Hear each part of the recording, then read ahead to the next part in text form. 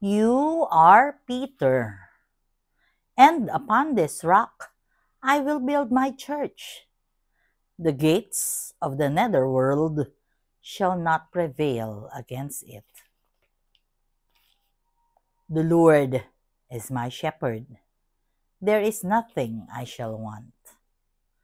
Blessed Saturday, everyone. We praise and thank you, dear God, for another day of life. We praise and thank you for the gift of love, the gift of family, of community, of belongingness, and the gift of today is the feast of the chair of Saint Peter.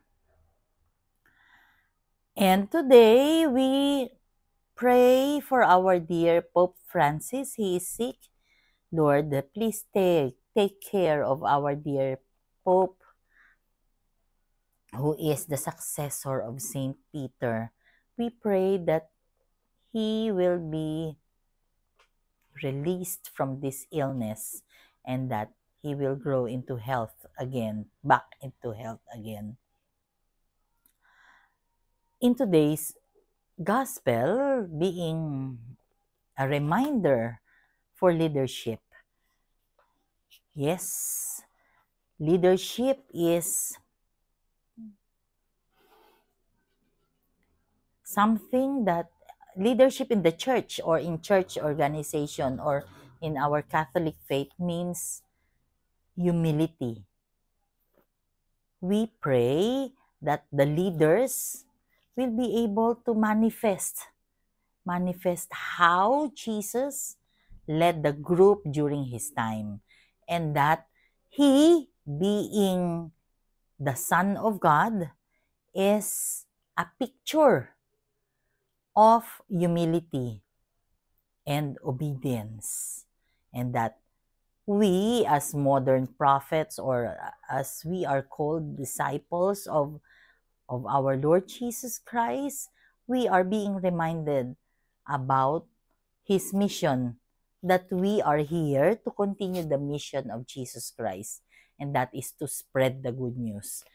Madali lang sabihin yan, Tita Malu. Big words. You are talking about leadership, about mission, about spreading the good news. Pero how can we put that into action? Kami netong mga maliliit lang ang sahod. Kami itong mga ordinaryong mga tao lang, walang community. Kami itong ordinaryong mamamayan lang sa community at who do not belong to the leadership, who is not a board of servant leaders or not even an SGC at that. My reflection is this.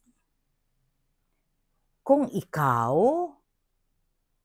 ay mapagkapwa, ibig sabihin, hindi mo minamaliit ang kapwa mo.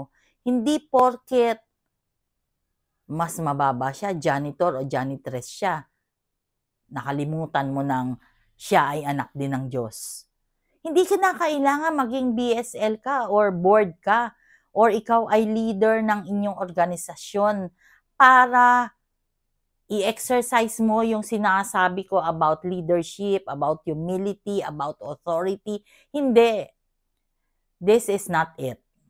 Ang sinasabi ko is, tayo bilang tao, lalang ng Diyos, tayo ay pantay-pantay. Kaya nga synodality.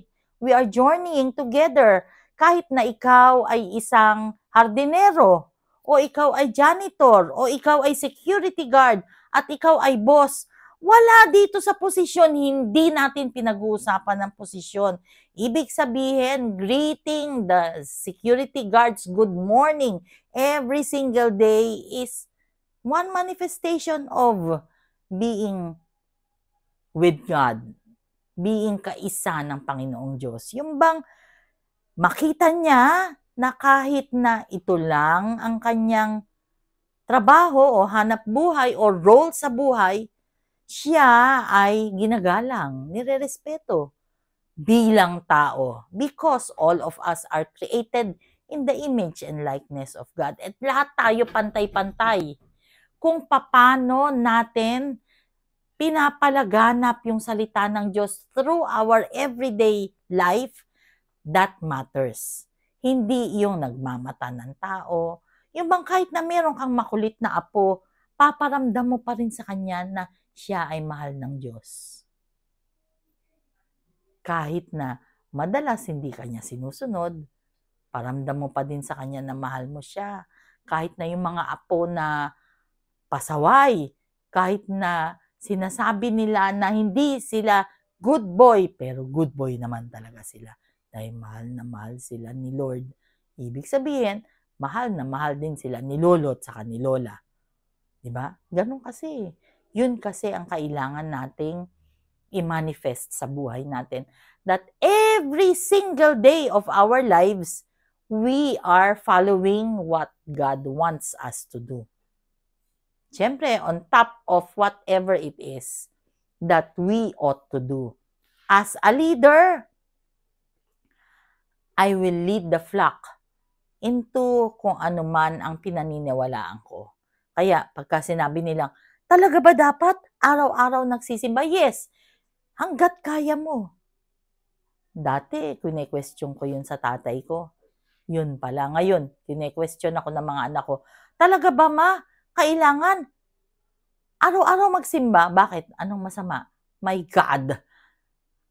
Hindi natin kailangan ipagdiskusyonan yung mga bagay na yan. I remember, one of my bosses asked me, Malu, why do you need to hear mass every single day?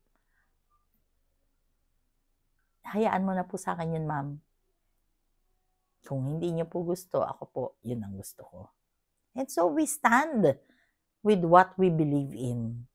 And the moment na mahikayat natin sila, thank you Lord, pagka hindi, hayaan na lang natin. Sooner or later, maybe later, they will realize what we are doing and why we do what we do. Let us pray. Lord God, we are sorry for our sins, either of commission or omission. We pray for healing of those who are sick, those who are requesting for prayers, and those who are praying with us right here, right now. Panginoon, be with us always and in all ways, and allow your presence in our lives to manifest. Lord God, be with us and stay with us, for without you, we are nothing.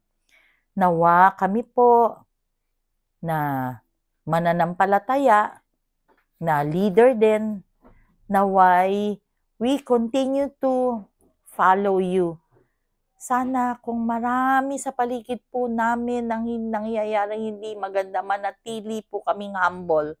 Because as we serve you in our community, dear God, kami po bilang mga leaders, we should serve with humility. Please, Lord, help us in these trying times. Please be with us, dear God. All this we pray through the intercession of our dear Mama Mary and Saint Peter. Pray for us. Amen. God bless.